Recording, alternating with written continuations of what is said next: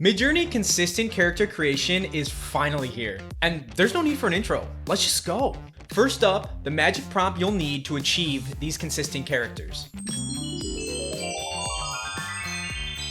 It's called character reference, or --c_ref.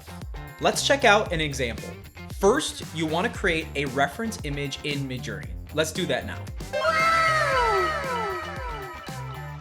Next, we'll enter our prompt, add our character reference parameter, followed by the URL of the character we'd like to reference, and then give it a go. Not bad.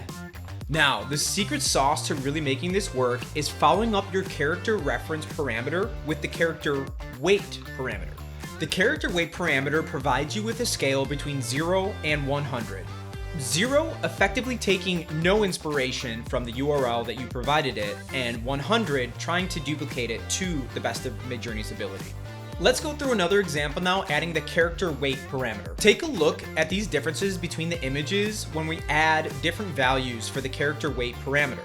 Now, you may have noticed that the subject maintains a similar posture or composition within each one of our generations.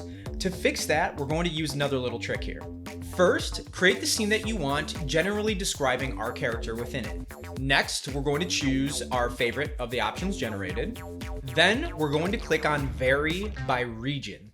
Now, all you need to do here is highlight the face in your image, reprompt your image using a brief description, followed by your cref parameter and URL, and then finally the character weight parameter along with the value.